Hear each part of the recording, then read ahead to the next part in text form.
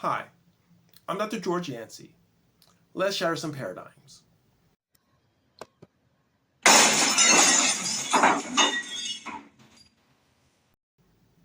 And the paradigm I want to share today concerns heretics and identity politics. Now, what do I mean by a heretic?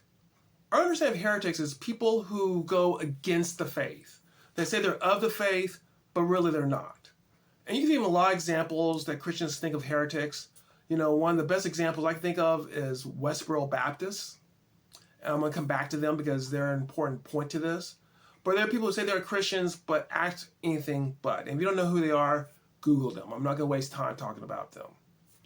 Okay, so heretics and identity politics. A lot of identity politics is focused on the oppressors.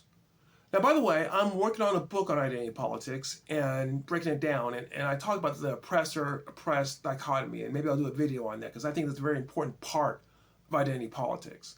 But a lot of it's on the oppressors. So you have the oppressed, the groups that define as marginalized, and the oppressors. And they're the enemy. They're the people we have to defeat. And a lot of focus on identity politics is on them. But there's another group that gets a lot of attention. And those are groups that can be defined as somehow linked with the oppressed, yet have not fallen in line. They are the heretics. They are the insiders who are not fully supportive of the agenda. And in some ways, they're more dangerous than the outsiders, than the oppressors. Because we understand why the oppressors oppress. They oppress because they're gaining something out of oppressing this minority group, this marginalized group. But those are in the inside. When they say it's not that big of a deal, or they disagree with the policies offered by those in identity politics, they're seen as dangerous because people may mistake them as part of the inside group. And let's go back to the Westboro Baptists. Why is it that many Christians are very hostile to Westboro Baptists? In some ways, I think Christians are more hostile to Westboro Baptists than non-Christians. It's because we Christians do not want to be associated with such a bigoted group of people. And when they claim that they're representing Christ, they're representing our faith, we want nothing to do with that. And so those heretics reflect poorly on us and prevent us from getting our message out there. Likewise, groups in identity politics, when they see people who should be insiders work against them or not fully endorse them, those heretics, in many ways, are more dangerous than the oppressors. Heretics challenge identity politics, claim to support the in-group.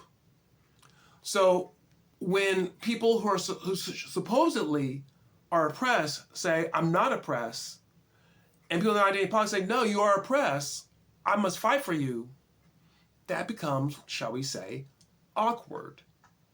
And thus, those in identity politics see this, and they feel they must do something to suppress these heretics.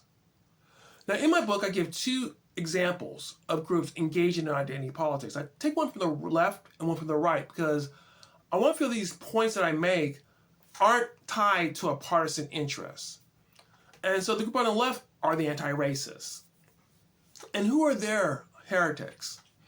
Well, in my research, what I find is their heretics are other African Americans who are not on board. For example, many of them condemn African Americans who do not fight for reparations. They see reparations as necessary to negate the damage that's been done to African Americans. And so when the African American says, I'm not for reparations, that hurts their cause. The other group that I'm dealing with are conservative Christians. Not all conservative Christians, but certain conservative Christians who engage in identity politics. And so much so that they link their politics to their activism, and they've been very supportive of the Republican Party, and particularly of Donald Trump. And so they see Christians who do not support Trump or who are critical of Trump as heretics. Because I would argue they're seeing Trump as the vehicle by which they can accomplish their political goals And remember, for them, their political goals is the protection of oppressed people. In their case, oppressed people are other conservative Christians. It is interesting, and I'll just throw out one name.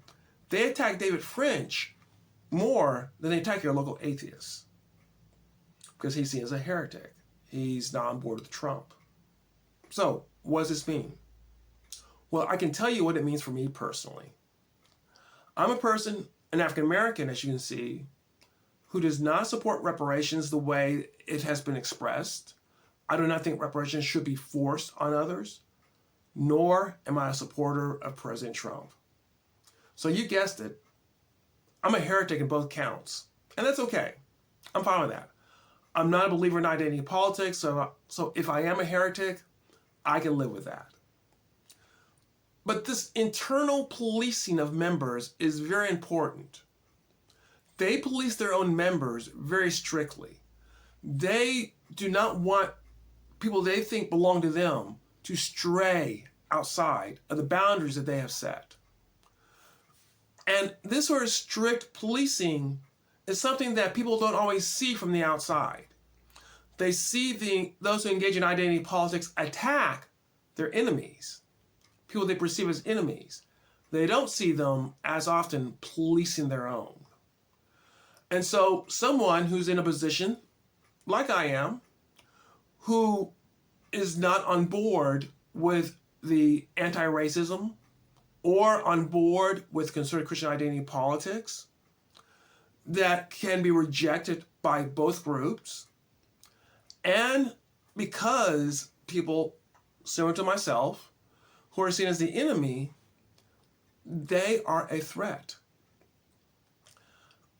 We think of identity politics as only attacking the outsiders. Identity politics also eats away at those who are supposed to be insiders. And in doing so, it creates this very narrow set of beliefs that both those on the outside and inside have to accept. Or you're not part of us, and you're an enemy to be defeated.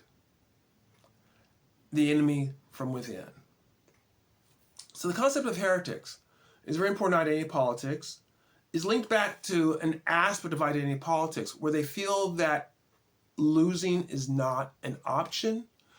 And since losing is not an option, we can do whatever we need to against those within our ranks and those outside of our ranks to make sure that we win. It is, I believe, a very dangerous aspect of identity politics. Ultimately, identity politics is an authoritarian way of addressing political activism. Even though those in identity politics say they're fighting authoritarianism, they actually practice authoritarianism, policing everyone to having to adhere to their political beliefs and their political goals. Does this shatter some paradigms? Paradigms by identity politics and people who should be on the inside, and how they address those insiders, how they are hostile to those insiders. Something to think about. I hope you enjoyed this, and if you have, please give me a like. If you like this sort of discussions, consider subscribing. If you don't like it, leave a comment. Leave a comment if you do like it. Hopefully, a message like this can resonate with more people. Well, thanks for coming by. I hope you come back again, where we can shatter some more paradigms.